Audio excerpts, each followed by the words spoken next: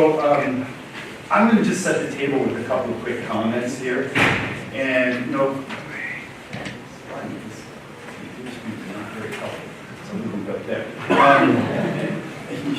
it's probably obvious to you all because you're in this room, but I want to provide three quick reasons as I go forward on why we should consider special education. And one of those reasons is the snapshot of the kids and the funding and the outcomes for those kids in special education. The second is the federal context. We can't ignore the Individuals with Disabilities Education Act when we talk about special education reform, because no matter what, that's the irreducible minimum within which we're working. And then the third thing is the opportunities, or I should say, the current challenges in governance, finance, and policy, and that there's room for improvement. And as I said, there is recent rumblings toward reform.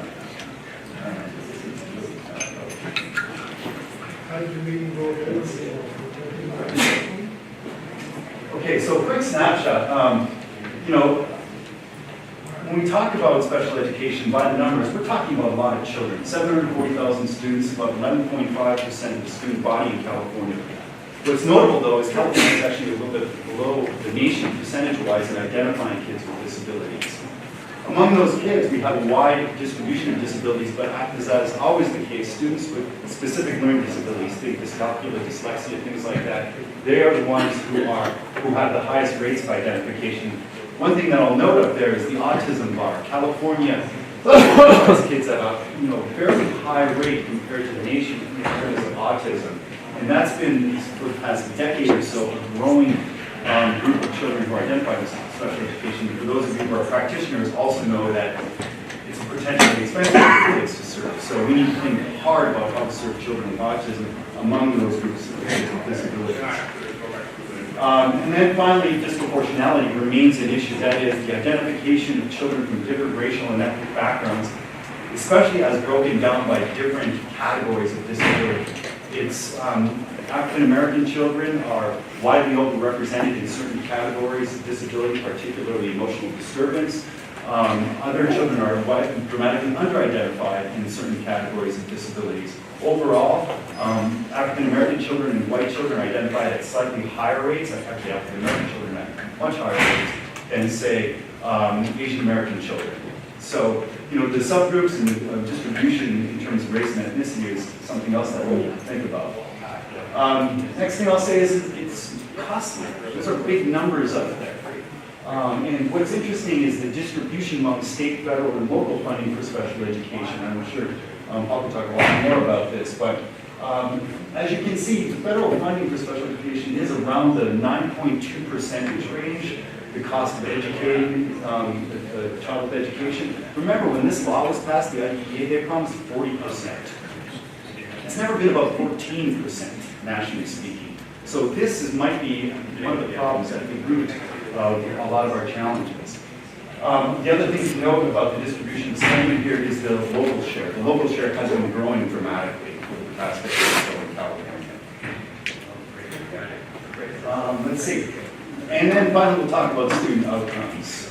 Those numbers up there I just wanted to show you because one thing we know about kids with disabilities in California is that they're more segregated, and I'll use that word, segregated, from their non-disabled peers than they are, than children with disabilities are in other states. Graduation rates remain dismal for kids with disabilities, yet the presence of kids in the criminal justice system who have unidentified or identified disabilities is great. I give you that range up there only because you can read a study that says 30%, and you can find studies that say 70%. We all know, though, that it's a lot higher than the, say, 12, 13% that we see in the typical population of students. Suspension rates for kids with disabilities, I didn't put the numbers up there because the studies are widely different from each other, but they're a lot higher than kids who are typical.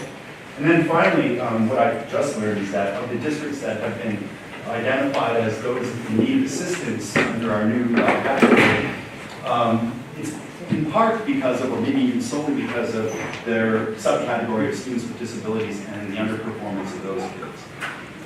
So the second thing I'll say is, this is the second reason why we need to rethink special education. And people think we can't because of the federal mandate, the Individuals with Disabilities Education Act. And I'm here to say that we can. Here's those fundamental tenets of the IDEA. Access to school, free school, inclusion and integration in the restrictive environment, individualized planning for children, as everybody here probably knows through the individualized education plan, parent participation, which is a part of the equation, and potentially a real strength of the law if it's used correctly, and then finally due process protections, which arguably creates a lot of dispute and tension between families and school districts around special education issues. It's a very strange law. I can't think of any other law that gives children a right to some type of education, or any other children a right to any type of social service or program that puts the parent in charge of being the enforcer of the law. That's a very odd law. It's also a very 1970s law because it puts in place a lot of procedural protections and assumes that we're going to have good outcomes for kids. So I will say, people think that there's not a lot we can do. This is the substantive entitlement, free and appropriate public education in the least restricted environment. That is here, and it's going to be here for a good long while. There's no movement at the federal level to take this out of this world, so we need to work with that. We also need to work with the fact that the special education process is an ongoing process, and as everybody who knows who practices in this area, it's a compliance-minded, paper-driven process that takes a lot of people's time, a lot of energy, and takes away from perhaps the creativity that we might exercise as practitioners.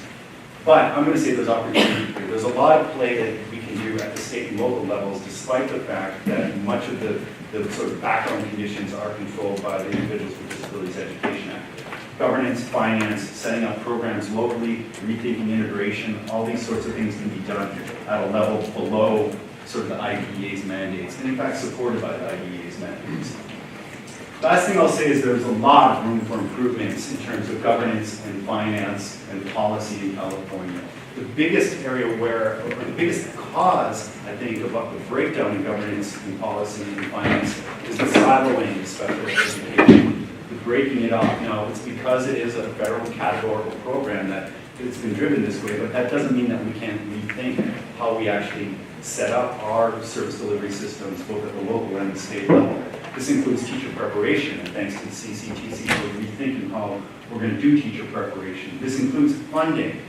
All of you know, special education students with disabilities are not among the targeted populations for the LCFF, where LCFF also sends its money directly to the districts. Special education is funded differently through AB 602 and the focus on SELPAS, special education local plan areas. That's the other thing about special education. Alphabet soup, it's just another bunch of acronyms.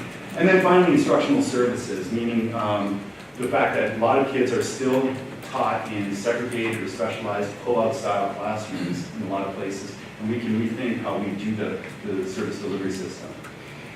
Not a lot of focus on how we get kids even before they come to school. And I'm talking about the 0 to 3 level, much less the 3-year cut line when kids actually become the responsibility of school districts under the IDEA. Even the 0 to 3 level needs much more support and thinking at the policy level. Teacher shortages. How many people are teachers or administrators in this room? How many people know we have a teacher shortage in special education? Yeah, it's a big deal. Finally, and I'm glad we have.